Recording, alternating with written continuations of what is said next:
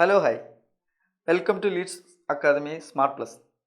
അപ്പോൾ നമ്മൾ ഇന്ന് പുതിയ ഒരു അധ്യയന വർഷത്തിലേക്കൊക്കെ കടന്നിരിക്കുകയാണ് അപ്പോൾ നമ്മളിന്ന് ഹിസ്റ്ററിയുടെ ആദ്യത്തെ ചാപ്റ്ററിനെ കുറിച്ചാണ് പഠിക്കാൻ വേണ്ടി പോകുന്നത്. എൻ്റെ പേര് ഷാനവാസ് എന്നാണ്. ഓക്കെ, നമ്മൾ ഈ ചാപ്റ്ററിൽ നമ്മൾ പ്രധാനമായിട്ട് നമ്മൾ ഒന്നാമത്തെ ചാപ്റ്ററിൽ ഹ്യൂമാനിസം എന്ന് പറയുന്ന ചാപ്റ്ററിനെ കുറിച്ചാണ് നമ്മൾ പ്രധാനമായിട്ട് പഠിക്കാൻ വേണ്ടി പോകുന്നത്. ഓക്കെ, സ്വാഭാവികമായിട്ടും നമുക്കറിയാം പുതിയ ടെക്സ്റ്റ് ബുക്ക് വന്നു. പുതിയ ടെക്സ്റ്റ് ബുക്ക് കുറച്ചും കൂടെ ചലഞ്ചിങ് ആണ്, കുറച്ചും കൂടെ നമ്മളെ എൻഗേജ് ചെയ്യിപ്പിക്കുന്ന ഒരു ചാപ്റ്ററുകളാണ് ഇതിനകത്ത് പ്രധാനമായിട്ടും കൊടുത്തിരിക്കുന്നത്. എന്താണെങ്കിലും നമുക്ക് വലിയ വിജയങ്ങൾ ഉണ്ടാകട്ടെ. എപ്പോഴും സ്മാർട്ട് പ്ലസിലൂടെ ഞങ്ങൾ അധ്യാപകർ നിങ്ങളുടെ കൂടെ എന്നും ഉണ്ടാവും. ഓക്കെ, നമ്മൾ ഹ്യൂമാനിസം എന്ന് പറയുന്ന ചാപ്റ്ററിനെ കുറിച്ചാണ് നമ്മൾ പഠിക്കാൻ വേണ്ടി പോകുന്നത്. നമ്മൾ യഥാർത്ഥത്തിൽ 10ാം ക്ലാസ്സിൻ്റെ ചാപ്റ്ററുകൾ എന്ന് പറഞ്ഞിട്ടുണ്ടെങ്കിൽ, ഹിസ്റ്ററിയിലെ ചാപ്റ്ററുകൾ എന്ന് പറഞ്ഞിട്ടുണ്ടെങ്കിൽ നമുക്കറിയാം ചരിത്രത്തെ നമ്മൾ 3 കാലഘട്ടങ്ങളായിട്ട് തരംതിരിക്കാറുണ്ട്. ഈ പറയുന്ന പോലെ ആൻഷ്യൻ്റ് പീരീഡ് അല്ലെങ്കിൽ പുരാതന കാലഘട്ടമെന്നും, രണ്ടാമത് മിഡീവൽ പീരീഡ് എന്നും, മൂന്നാമതിലേക്ക് നമ്മൾ എത്തുമ്പോൾ ആധുനിക കാലഘട്ടം എന്നും 3ആയിട്ട് തരംതിരിക്കാറുണ്ട്. ഇവിടെ നമ്മൾ പഠിക്കാൻ വേണ്ടി പോകുന്നത് പ്രധാനമായിട്ടും 3ാമത്തെ കാലഘട്ടമായ ആധുനിക കാലഘട്ടത്തെക്കുറിച്ചാണ് നമ്മൾ പഠിക്കാൻ വേണ്ടി പോകുന്നത്.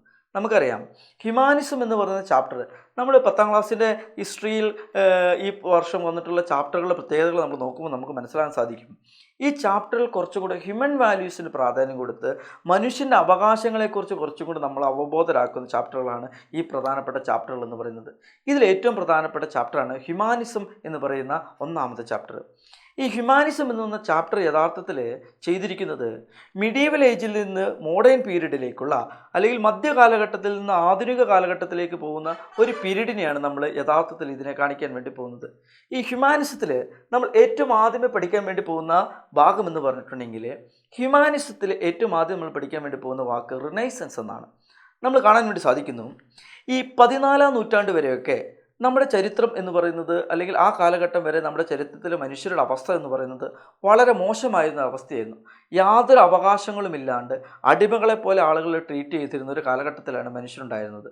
ഇതിൽ നിന്ന് അവനെ മോചിപ്പിക്കുന്ന ഒരു പ്രധാനപ്പെട്ട ഘടകത്തെക്കുറിച്ചാണ് നമ്മൾ ഈ ചാപ്റ്ററിൽ പഠിക്കുന്നത്. അതിൻ്റെ പേരാണ് റിനൈസൻസ് എന്ന് പറയുന്നത്. ഈ റിനൈസൻസ് എന്ന് പറഞ്ഞാൽ യഥാർത്ഥത്തിൽ നമ്മൾ പഠിക്കാൻ വേണ്ടി പോകുന്നത്, റിനൈസൻസിനെ കുറിച്ച് നമ്മൾ പഠിക്കുമ്പോൾ നമ്മൾ പ്രധാനമായിട്ടും കാണുന്നത്, റിനൈസൻസ് എന്ന് പറഞ്ഞിട്ടുണ്ടെങ്കിൽ യൂറോപ്പിലുണ്ടായ ചില മാറ്റങ്ങളെക്കുറിച്ചാണ് നമ്മൾ റിനൈസൻസ് എന്ന പേരിൽ അറിയുന്നത്. യഥാർത്ഥത്തിൽ 14ാം നൂറ്റാണ്ടിലാണ് ഈ മാറ്റങ്ങൾ കണ്ടു തുടങ്ങുന്നത്. ഇത് റോമ സാമ്രാജ്യത്തിൻ്റെ തലസ്ഥാനമായിരുന്ന ഇറ്റലി എന്ന് പറയുന്ന രാജ്യത്താണ് ഇത് പ്രധാനമായിട്ട് നിലനിന്നിരുന്നത്. ഈ 14ാം നൂറ്റാണ്ടിൽ ഈ പറയുന്ന ആ കാലഘട്ടത്തിലുണ്ടായിരുന്ന എല്ലാ തരത്തിലുമുള്ള ഐഡിയകളെയും ഈ പറയുന്ന പോലെ മാറ്റിമറിച്ച ഒരു പ്രധാനപ്പെട്ടിട്ടുള്ള ആശയത്തെയാണ് റിനൈസൻസ് എന്ന് പറയുന്നത്. ഇതിനെക്കുറിച്ചാണ് ഈ ചാപ്റ്ററിൽ നമ്മൾ പഠിക്കാൻ വേണ്ടി പോകുന്നത്. അല്ലെങ്കിൽ ഈ റിനൈസൻസ് എങ്ങനെയാണ് നമ്മൾ പ്രധാനമായിട്ട് നമ്മളെ സ്വാധീനിക്കുന്നതിനെ കുറിച്ചാണ് നമ്മൾ പഠിക്കുന്നത്. ഏറ്റവും ആദ്യം നമ്മൾ റിനൈസൻസിനെ കുറിച്ചാണ് പഠിക്കാൻ വേണ്ടി പോകുന്നത്. ഓക്കെ, നിങ്ങൾ ഇങ്ങനെ കാണും 14ാം നൂറ്റാണ്ടിലെ യൂറോപ്പിൽ, പ്രത്യേകിച്ച് റോമൻ സാമ്രാജ്യത്തിൻ്റെ തലസ്ഥാനമായിരുന്ന ഇറ്റലിയിൽ തുടങ്ങിയ ചില മാറ്റങ്ങളെയാണ് റിനൈസൻസ് എന്ന് പറയുന്നത്. റിനൈസൻസിനെ കണക്കാക്കുന്നത് വളരെ ഇമ്പോർട്ടൻ്റ് ആയിട്ടുള്ളൊരു പോയിൻ്റാണ് നമ്മളത് പഠിക്കാൻ വേണ്ടി പോകുന്നത്.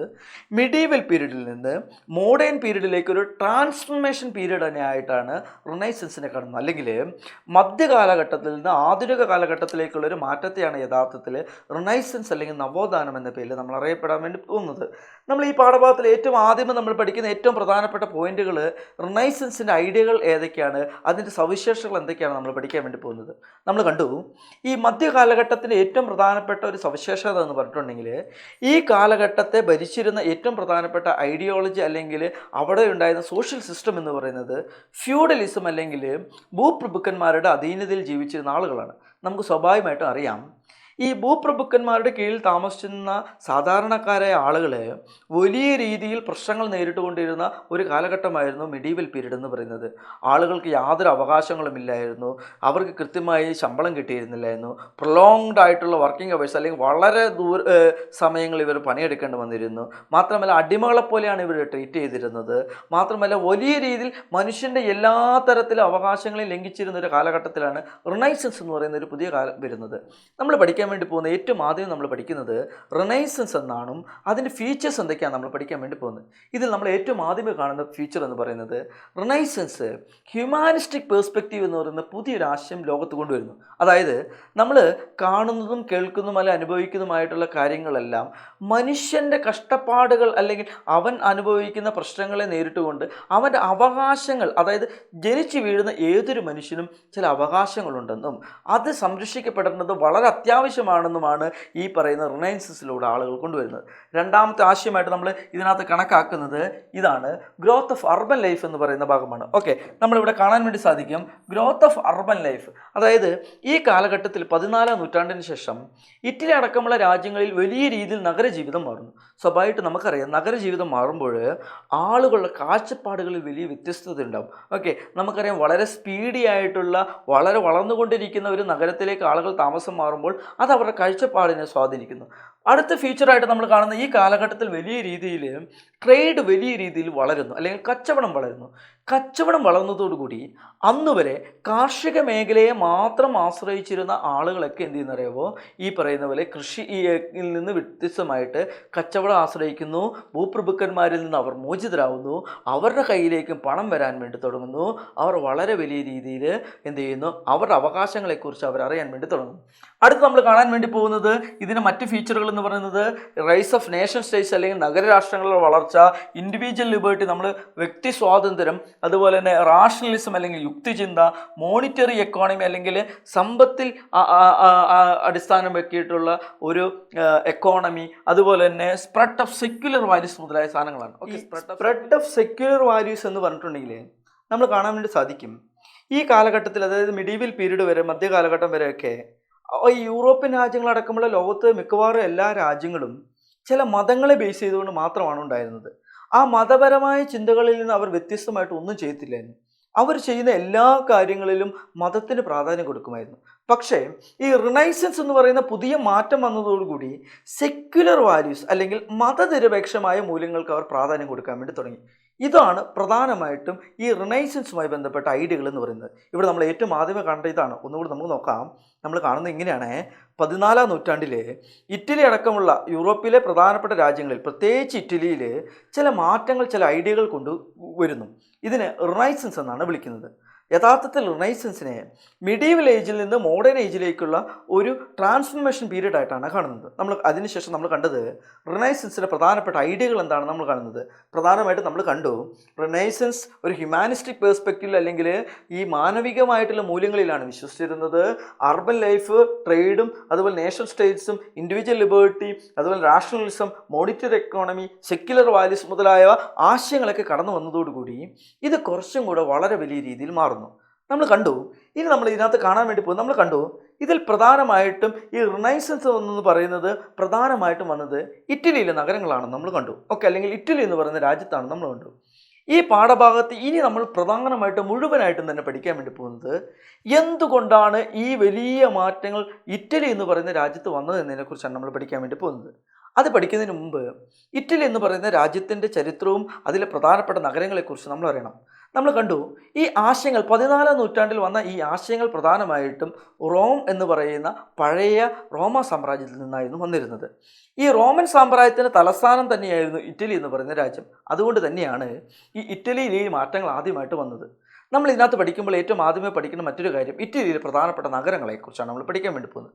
നമ്മൾ ഇതിനകത്ത് കാണുന്നു ഇറ്റലിയിലെ പ്രധാനപ്പെട്ട നഗരങ്ങൾ എന്ന് പറയുന്നത് 9 നഗരങ്ങളാണ് ഇതിനകത്ത് നമ്മൾ കാണാൻ വേണ്ടി സാധിക്കുന്നത്. അത് ഏറ്റവും ആദ്യത്തെ നഗരത്തെ വിളിക്കുന്ന പേര് വെനീസ് എന്നാണ്. രണ്ടാമത്തെ നഗരം ഇതാണ്, വെനീസ് എന്ന് പറയുന്ന നഗരം. രണ്ടാമത് കാണുന്ന നഗരം മിലാനാണ്. പിന്നീട് Parma, Bologna, Genoa, Pisa, Florence, Rome, Naples. ഇങ്ങനെ 9 നഗരങ്ങളാണ് പ്രധാനമായിട്ടും ഇറ്റലി എന്ന് പറയുന്ന രാജ്യത്തുള്ളത്. ഓക്കെ, നമുക്ക് ഒന്നുകൂടി നോക്കവേ. ഇറ്റലിയിലുണ്ടായിരുന്ന 9 പ്രധാനപ്പെട്ടിട്ടുള്ള നമ്മൾ പറഞ്ഞ പോലെയുള്ള നഗരങ്ങളെക്കുറിച്ചാണ് നമ്മൾ പഠിക്കുന്നത്. ഒന്ന് വെനീസാണ്, രണ്ടാമത്തെ മിലാനാണ്, പിന്നീട് നമ്മൾ കാണുന്ന പർമയാണ്, ബൊളോഗ്നയാണ്, Genoa, Pisa, Florence, Rome, Naples. ഇതാണ് പ്രധാനമായിട്ടും ഇറ്റലിയിലുള്ള നഗരങ്ങൾ എന്ന് പറയുന്നത്. ഓക്കെ, നമ്മൾ കാണാൻ വേണ്ടി പോകുന്നു. നമ്മൾ കണ്ടു, ഒന്നും കൂടി ശ്രദ്ധിക്കുക. നമ്മളിങ്ങനെ കണ്ടത് ഈ വലിയ മാറ്റങ്ങൾ 14ാം നൂറ്റാണ്ടിലുണ്ടായിരുന്ന റിനൈസൻസ് എന്ന് പറയുന്ന നവോത്ഥാനം എന്ന് പറയുന്ന മാറ്റം ഏറ്റവും പ്രധാനമായിട്ടുണ്ടായത് ഇറ്റലി എന്ന് പറയുന്ന രാജ്യത്താണ്. അതിൻ്റെ സവിശേഷതകളെ കുറിച്ചാണ് നമ്മൾ പഠിക്കുന്നത്. നമ്മൾ കാണുന്നു ഇറ്റലിയിൽ 9 പ്രധാനപ്പെട്ട നഗരങ്ങളാണുള്ളതെന്ന് പറഞ്ഞു. ഈ ഇറ്റലിയിലെ നഗരങ്ങൾ പ്രത്യേകത, ഈ നഗരങ്ങൾ മറ്റു നഗരങ്ങളിൽ നിന്ന് വളരെ വ്യത്യസ്തമായിരുന്നു. നമുക്കറിയാം യൂറോപ്പിൽ വലിയ വലിയ ഇറ്റലിയിലെ നഗരങ്ങളെക്കാളും വലിയ നഗരങ്ങളുണ്ടായിരുന്നു. നമ്മളിപ്പോൾ കാണുമ്പോൾ ലണ്ടൻ പോലെ, പാരീസ് പോലെയൊക്കെ വലിയ നഗരങ്ങൾ ഈ യൂറോപ്പ് എന്ന് പറയുന്ന ഭൂഖണ്ഡത്തിലുണ്ട്.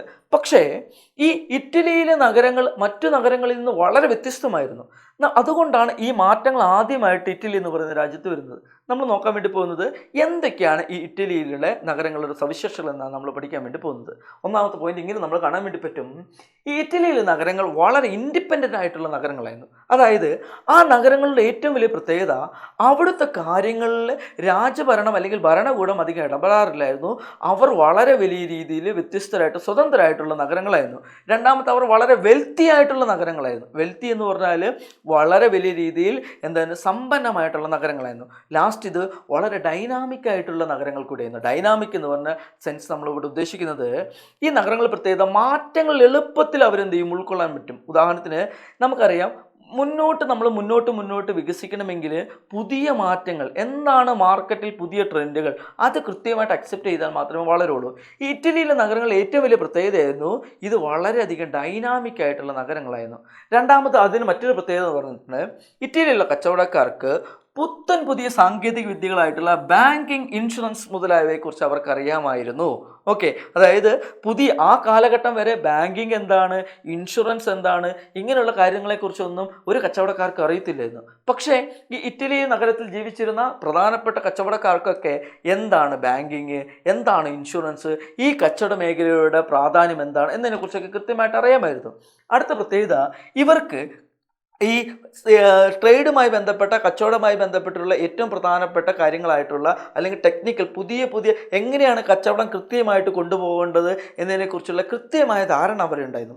അവർക്ക് ബുക്ക് കീപ്പിംഗ്, ഓക്കെ, ഇത് വളരെ ഇമ്പോർട്ടൻ്റ് ആയ ഒരു പേരാണ്. ബുക്ക് കീപ്പിംഗ് എന്ന് പറയുന്ന ഈ ട്രേഡിംഗ് പ്രാക്ടീസിനെ കുറിച്ച് അവർക്ക് കൃത്യമായിട്ട് അറിയുന്നു. ബുക്ക് കീപ്പിംഗ് എന്ന് പറഞ്ഞിട്ടുണ്ടെങ്കിൽ ഓരോ ദിവസം എത്ര വരവുണ്ട്, എത്ര ചിലവുണ്ട്, എന്തിനൊക്കെ ചിലവായി, ഏതിൽ നിന്നാണ് വരുമാനം ഉണ്ടായത്, എത്ര ലാഭമുണ്ട് എന്നൊക്കെ ഒരു കൃത്യമായിട്ട് ബുക്ക് റെക്കോർഡ് ചെയ്യുന്നതിനാണ് ബുക്ക് കീപ്പിംഗ് എന്ന് പറയുന്നത്. ഇത്തരത്തിലുള്ള ടെക്നിക്കൽ പ്രാക്ടീസുകളെ കുറിച്ച് ഇറ്റലിയിലെ നഗരങ്ങൾക്ക് അറിയുന്നു. അതുകൊണ്ട് തന്നെ കച്ചവടം വളരെ വ്യാപകമായിട്ട് കൃത്യമായ അവർ നടപ്പിലാക്കാൻ ഇവർക്ക് സാധിച്ചിരുന്നു. അതുകൊണ്ട് തന്നെ അവർ വളരെ പെട്ടെന്ന് എന്ത് ചെയ്യുന്നു അറിയാമോ, വെൽത്തിയായി മാറി, അവർ വളരെ പെട്ടെന്ന് സമ്പന്നമായി മാറി. ഇതാണ് ഇറ്റലിയിലെ നഗരങ്ങളുടെ പ്രത്യേകത എന്ന് പറയുന്നത്.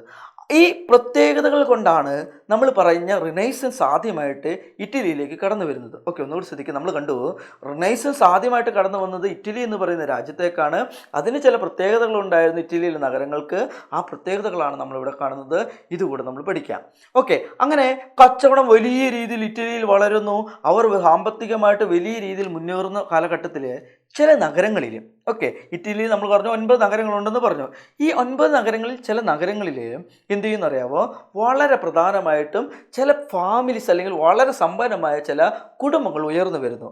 പിന്നീട് ഇറ്റലിയിൽ നടന്ന എല്ലാ മാറ്റങ്ങളെയും സ്വാധീനിക്കാൻ കഴിവുള്ളവരായിരുന്നു ഈ പറയുന്ന പുതിയ ഫാമിലികൾ എന്ന് പറയുന്നത്. ഇവിടെ നമ്മൾ കാണാൻ വേണ്ടി സാധിക്കുന്നത് ഇറ്റലിയിലെ ആ കാലഘട്ടത്തിൽ വളർന്ന ഏറ്റവും പ്രധാനപ്പെട്ടുള്ള ഫാമിലീസ് ഏതാണെന്നും അതിൽ ഏത് നഗരങ്ങളിലാണ് വളർന്നതെന്നാണ് കാണുന്നത്. ഏറ്റവും ആദ്യമേ നമ്മൾ കാണുന്ന നഗരം ഫ്ലോറൻസ് എന്ന് പറയുന്ന നഗരമാണ്. ഓക്കെ, നമ്മൾ കണ്ടിരുന്നു ഫ്ലോറൻസ് എന്ന് പറയുന്ന നഗരത്തെക്കുറിച്ച്. ഈ നഗരത്തിൽ വളർന്ന ഏറ്റവും ശക്തമായിട്ടുള്ള കുടുംബം എന്ന് പറയുന്നത് മെഡിച്ചി എന്ന് പറയുന്ന കുടുംബമാണ്. ഓക്കെ, രണ്ടാമത്തെ നഗരം നമ്മൾ മിലാനാണ്. ഈ മിലാനിൽ വളർന്ന ഏറ്റവും പ്രധാനപ്പെട്ട ഈ പറയുന്ന സമ്പന്ന കുടുംബത്തിന് പേര് സ്ഫോർസ എന്നാണ്. സ്ഫോർസ. ഓക്കെ, ദെൻ മൂന്നാമത്തെ നഗരം പർമയാണ്. പർമയിൽ വളർന്ന പ്രധാനപ്പെട്ട വെൽത്തിയായ ഫാമിലിയെ ഫർണീസി എന്നാണ് വിളിക്കുന്നത്. ഫർണീസി. നാലാമത്തെ നഗരം നേപ്പിൾസ് ആണ്.